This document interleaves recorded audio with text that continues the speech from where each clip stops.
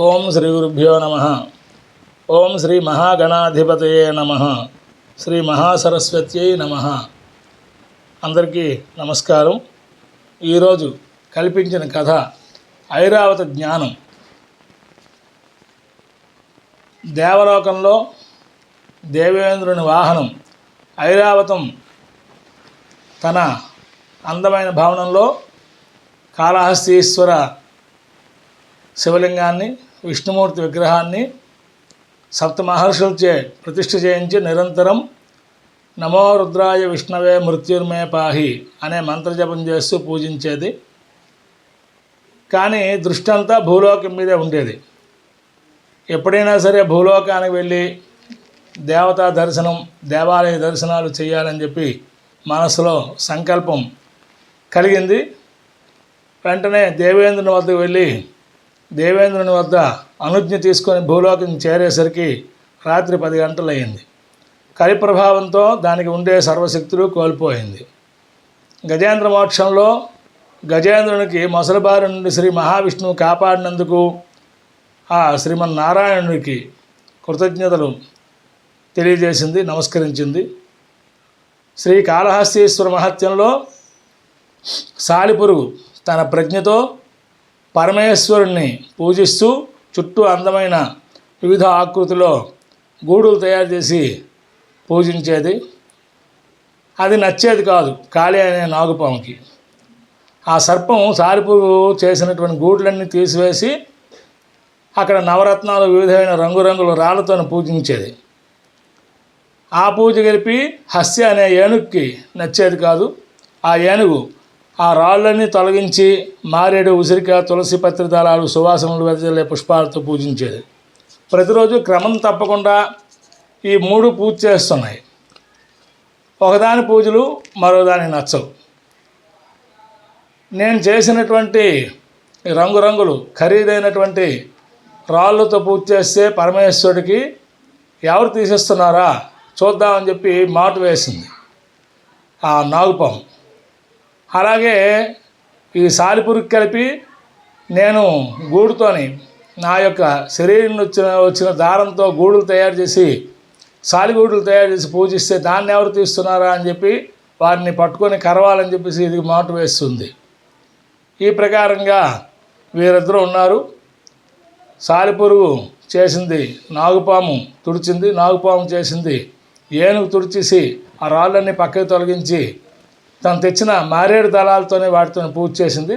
అప్పుడు ఈ నాగుపాము ఏం చేసిందయ్యా అనేసి అంటే ఆ ఏనుగు తొండంలో జ్వరబడింది. సాలిపురుగు పామును పట్టుకుంది, పామును కరుస్తుంది.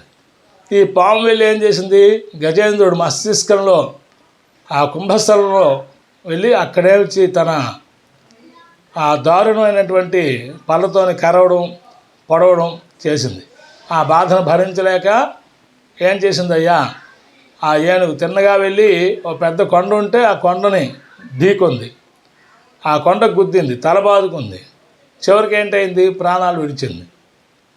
ఆ లోపల ఉన్నటువంటి పాము చనిపోయింది, ఈ సాలిపురుగు చనిపోయింది. అప్పుడు పరమేశ్వరుడు ప్రత్యక్షమై తన కోసం ఇంత భక్తితో ఆరాధించిన ముగ్గురికి కూడా మోక్షం ప్రసాదించి తనలోని ఐక్యం చేసుకున్నారు. ఆ కథని ఈ యొక్క గజేంద్రుడు ఐరావతం గుర్తు చేసుకుంది. ఆ ప్రకారంగా వాటన్నిటిని గుర్తు చేసుకుంటూ భూలోకంలో అలాగ నడుచుకొని వెళ్తున్నది. అప్పటికి 10:30 అయిపోయింది. ఒంటి నిండా చెమటలు పట్టాయి. ఎందుచేతనయ్యా అంటే వైశాఖ మాసం, అందులోని అగ్నికర్తరి, విపరీతమైన దాహం వేస్తున్నది, ఆకలి వేస్తున్నది. ఏం చేయాలో తోచలేదు. తొందరగా నడిచి వెళ్తున్నది. ఈ గాభరాలో ఒక నాగుపాము తోకని తొక్కింది. ఆ నాగుపాము ఈ ఐరావతానికి కాటు వేసింది.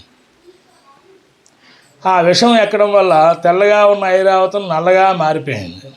ఓహో, కలి ప్రభావం అనుకుంది.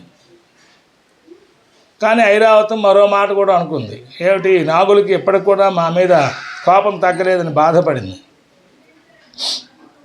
రాత్రి 10:30 అవుతున్నది. దగ్గరలో పెద్ద పెద్ద గొడవలు ఉన్నాయి.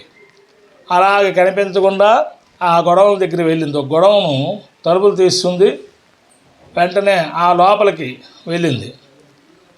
చీకటిగా అప్పుడే కరెంట్ ఆరడం వల్ల గొడవలో ప్రవేశించినటువంటి ఏనుగుని ఎవరు కనిపెట్టలేకపోయారు. అందరూ వెళ్ళి ఆ షట్టర్లు వాటిని వేసి తాళాలు వేసుకుని ఎవరెళ్ళకి వాళ్ళు వెళ్ళిపోయారు. చూసింది, ఆ గొడవను చుట్టూ తిరిగింది. ఆ గొడవను కోల్డ్ స్టోరేజ్, ఎక్కడ చూసినా అనేక రకాల పండ్లు, కూరలు, కొబ్బరికాయలు, పెద్ద పెద్ద తట్టలతో పువ్వులు. ఐరావతం అదృష్టమే అదృష్టం. కొబ్బరి నీళ్ళు తాగింది, కర్బూజీ మొదలైన ఫలాలు, కూరగాయలు, చెరుకులు కడుపు నిండా తిన్నది. అప్పటికే అక్కడ ఆ గొడవంలో ఉన్నటువంటి చల్లదనమైనటువంటి ఏసీతో చల్లగా గొడవలంతా చల్లగా అయింది. ఆ చల్లటి దీంట్లోని హాయిగా నిద్రపోయింది. ఉదయం 4 గంటలకు లేచింది. గురు ప్రార్థన చేసుకొని బయటికి వద్దామని చెప్పేసి బయలుదేరి చూసేసరికి ఎక్కడ ఈ షట్టర్లు వేస్తున్నాయి. ఆ గోడలు బద్దలు కొట్టి పైనకి రావడానికి మనుషులకు ఇబ్బంది కలిగించడం ఏమాత్రం కూడా ఇష్టం లేదు. అందుచేత ఐరావతం అనగా ఆగింది. ఇంకా అక్కడ ఉన్న మరికొన్ని ఫలాలు తిన్నది. భగవంతుడికి కూడా నైవేద్యం సమర్పించింది. గొడవను షట్టర్లు తీశారు. తీసి లోపల ప్రవేశించేసరికి లోపల ఉన్నటువంటి ఏనుగును చూసి, అంత చక్కగా అందంగా ఎత్తుగా ఉన్నటువంటి ఏనుగును చూసి అందరూ నమస్కారం చేసుకున్నారు. బయటకు వచ్చిన తర్వాత మరికొంతమంది శుభ్రంగా గొంతుకు వరకు తిన్నది అని చెప్పేసి వ్యాఖ్యానం చేశారు. మరికొంతమంది ఆ ఏనుగును చూస్తే చూడు ఎంత అందంగా ఉందో, దాన్ని చూస్తే పాపాలు పోతాయి అనేసి భావిస్తున్నారు. మరికొంతమంది ఈరోజు కాకపోతే మరో రోజు సంపాదిస్తాం, ఏనుగుకి ఏ రోజైనా సరే ఆహారం పెట్టగలమా అని కొందరు. మరికొంతమంది రాళ్ళు విసిరిన వాళ్ళు, చప్పుడు చేసిన వాళ్ళు ఈ ప్రకారంగా చేస్తున్నారు. మరికొంతమంది వాటిని ఉండడానికి దారి లేదు, మనం ఏం చేసామయ్యా అంటే ఉండే స్థలాలు, అరణ్యాలు, కొండలు అన్నీ ఆక్రమించాం. అందుకే అది ఇక్కడ మన లోకల్లోకి వచ్చేసి మన పట్టణాల్లో, గ్రామాల్లోకి అవి వస్తున్నాయి అనేసి పాపం జాలిపడ్డారు. మరికొంతమంది పేద వ్యాపారులందరూ కూడా అప్పు చేసి ఈ పళ్ళు, కాయలు వీటన్నింటినీ కొన్నాం, ఇవన్నీ కలిపి ఐరావతం ఈ తొలక ఏనుగు బారిన పడ్డాయి అని చూసి బాధపడుతున్నాయి. అప్పుడు వారిని చూసేసరికి ఐరావతానికి జాలి వేసింది. లక్ష్మీదేవి ప్రార్థించి, నిరంతరం నీ సేవ మేము చేస్తున్నాం తల్లి, వీరిని అనుగ్రహించు అని చెప్పి లక్ష్మీదేవికి ప్రార్థించింది. ఇది ఈరోజు కథ. అందరికీ నమస్కారం.